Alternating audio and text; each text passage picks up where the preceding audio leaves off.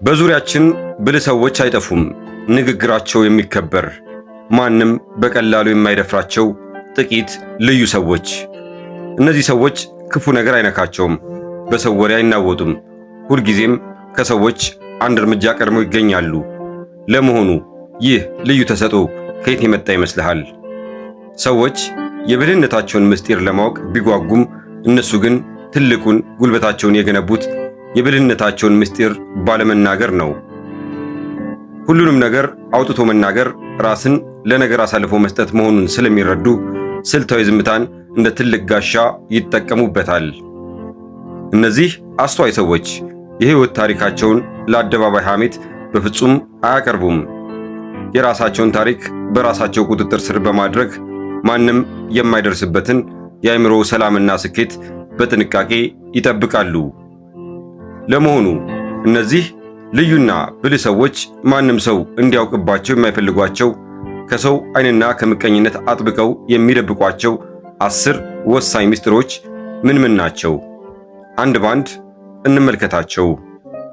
በተለይ መጨረሻ ላይ የምናያቸው 3 ነጥቦች በሕይወት ውስጥ ካሉ ሰዎች ጋር የምታደርገውን ግንኙነት ሙሉ በሙሉ የሚቀይሩና አንተንም ወደዚህ የብልህነት ማማ የሚያወጡህ በመሆናቸው እስከ መጨረሻው አብረን እንቆይ።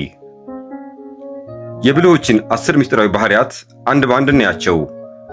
ከዛ በፊት ግን አንድ ጊዜ ይህ ጠቃሚ ሐሳብ ለሌሎች ተደራሽ እንዲሆን ቪዲዮውን ላይክ ማድረግህን አትርሳ። ለቻናሉ አዲስ ከሆንክ ደግሞ ሰብስክራይብ እንድታደርግና የቻናላችን ቤተሰብ እንድትሆን እየጋበዝኩ ወደ ሐሳቡ አልፋለሁ። የመጀመሪያውና ትልቁ ምስጢር የእውቀታቸውና የብቃታቸው ሙሉ ልክ ነው። በባህላችን ያወቀ የተነቀዘ እንደሚባለው ሁሉ ብልህ ሰዎች ምን ያህል የላቀ እውቀት እንዳላቸው ወይም ምን ነገሮችን ማድረግ እንደሚችሉ በየቦታው እየሄዱ ጉራ አይነፉም። ለምን ይመስልሃል? እስኪ አስበው። በሥራ ቦታህ ወይም በሰፈርህ ሁሉንም ነገር እኔ ያውቃለሁ፣ እኔ እሰራዋለሁ የምትል ከሆነ ምን የሚፈጠር ይመስልሃል? ሰዎች የራሳቸውን ሥራ ሁሉ አንተ ላይ መጣል ይጀምራሉ። ለእያንዳንዱ ጥቃቅን ችግር፣ ለኮምፒውተር ጥገና፣ ለደብዳቤ መጻፉ፣ አልፎ ተርፎም ለሰፈር ዕድርና ለሰው ማስታረቁ ሁሉ ተመራጩ ሰው አንተ ትሆናለህ። ይህ ደግሞ መጨረሻው ለአንተ ከባድ የሥራ ጫናና የአእምሮ መዛል ነው። ብልህ ሰዎች ግን ይህንን የሥነ ልቦና ጨዋታ ጠንቅቀው ያውቁታል። አቅማቸውን ሁሉ በአንድ ጊዜ አውጥተው አያሳዩም። ስልታዊ በሆነ መንገድ የሚችሉትን ነገር ይደብቃሉ። ይህ ማለት ግን ሥራ አይሰሩም ማለት አይደለም። ይልቁንም የተሰጣቸውን ነገር በከፍተኛ ጥራት ያከናውናሉ። ነገር ግን ለሁሉም አላስፈላጊ ጉዳይ እጅና እግራቸውን አይሰጡም። በዚህ ስልታቸው ያለ አላስፈላጊ ጫና በሥራ ገበታቸው ላይ ሁልጊዜም የማይተኩና የተከበሩ ሆነው ይዘልቃሉ። ሁለተኛውና ማህበራዊ ሕይወታችንን ሙሉ በሙሉ የሚወስነው ነጥብ የገንዘብ ሁኔታቸው ነው። ገንዘብ ያናግራል የሚለውን አባባል ሁላችንም እንሰማዋለን። ነገር ግን ብልህ ሰዎች ስለ ገንዘባቸው ሁልጊዜም አፋቸውን በጥብቅ ይዘጋሉ። ትክክለኛ ገቢያቸውን፣ በባንክ ያከማቹትን ቁጠባ ወይም የጀመሩትን ኢንቨስትመንት ለሰው በየቦታው አይናገሩም። ለምን መሰለህ? በእኛ ማህበረሰብ ውስጥ የገንዘብህን መጠን በይፋ መናገር ወዲያውኑ 2 ነገሮችን ይጋብዛል፤ ቅናትንና አላስፈላጊ ፍርድን። ገንዘብ እንዳለህ ካወቁ ይህማ በቅንጦት ነው የሚኖረው ብለው በክፉ ዓይን ሊያዩህ ይችላሉ። የለኝም ብለህ ደግሞ ስለ ችግርህ ካወራህ ይህ ምስኪን በሚል ዝቅ አድርጎ የመመልከት ዝንባሌ አለ። ከዚህም ባለፈ ገንዘብ እንዳለህ ካወቁ ለተለያዩ የብዝበዛ ወይም ያለፈታኝ የብድር ጥያቄዎች ቀዳሚ ኢላማ ያደርጉሃል። ብልህ ሰዎች የኢኮኖሚ ሁኔታቸውን ገለልተኛ ወይም ምስጢራዊ አድርገው ይይዙታል። ጉራ አይነፉም፣ ስለ ማጣትም አያለቅሱም። ይህን በማድረጋቸው ሰዎች እነሱን የሚያከብሩት ለገንዘባቸው ሳይሆን ለአብሮነታቸውና ለማንነታቸው ብቻ ይሆናል። ግንኙነታቸውም በገንዘብ ተጽዕኖ ሳይበከል በእውነተኛ መከባበር ላይ የተመሰረተ እንዲሆን ያደርጋሉ። ሦስተኛው ምስጢር የስኬቶቻቸው ልዩ ቀመሮች ናቸው። አንድ ሰው በሕይወቱ ውስጥ በንግዱ ውጤታማ ለመሆን ብዙ ውጣ ውረዶችን ያያል። ብዙ ውድ ዋጋ ከፍሎም የራሱን ልዩ ስልቶችና በጥረት የተገኘ ጥበብ ይገነባል። ብልህ ሰዎች ይህንን ስኬት ቀመራቸውን እንደ ትልቅ የአእምሮ ንብረታቸው አድርገው ነው የሚቆጥሩት። ስለዚህ ያንን ምስጢራዊ ቀመር በየቦታው ለሁሉም ሰው በነፃ አያድሉም።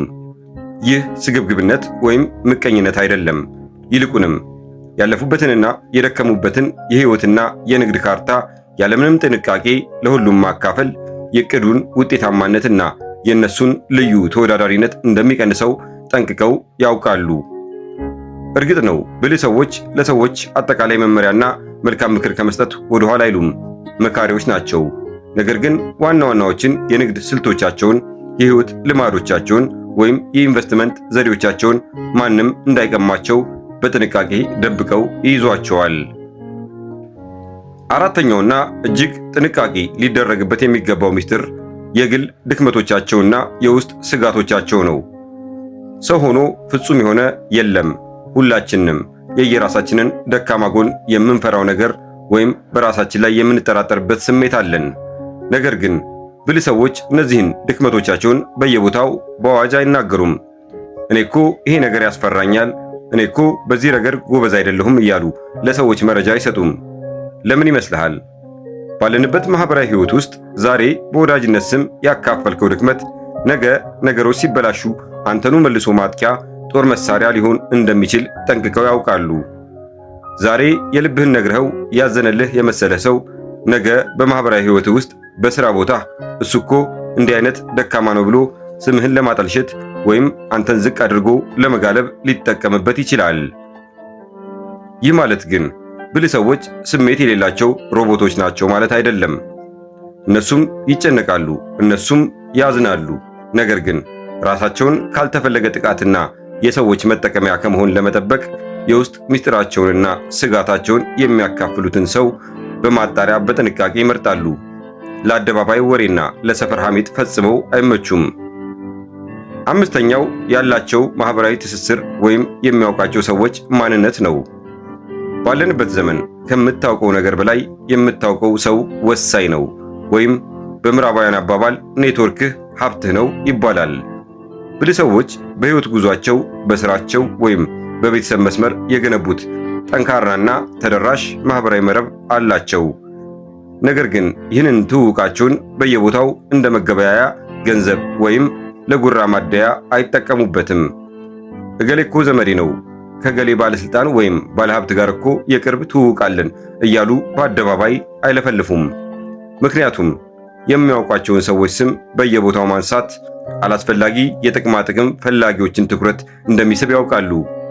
ትውውቅህን ካወቁ ሰዎች ወዲያውኑ አንተን እንደ እውነተኛ ጓደኛ ማየታቸውን ያቆማሉ። ይልቁንም ወደዚያ ትልቅ ሰው ለመድረሻ እንደ መርገጫ ድንጋይ ወይም ጉዳይ ማስፈጸሚያ መስመር ብቻ ሊጠቀሙብህ ይፈልጋሉ። ብልህ ሰዎች ግንኙነቶቻቸውን በሚስጥር በመያዝ የራሳቸውንም ሆነ የሚያውቃቸውን ሰዎች ክብርና ጥቅማ ጥቅም ይጠብቃሉ። ከሰዎች ጋር የሚያደርጉት ማህበራዊ መስተጋብር በጥቅም ወይም በሰው ስም መሸወድ ሳይሆን በእውነተኛ ማንነታቸው ላይ ብቻ የተመሰረተ እንዲሆን ያደርጋሉ። ስድስተኛው ምስጢር የቤት ውስጥ እና የቤተሰብ ጉዳይ ነው። ባህላችን የቤት ምስጢርን አደባባይ አይሰጡትም ይላሉ።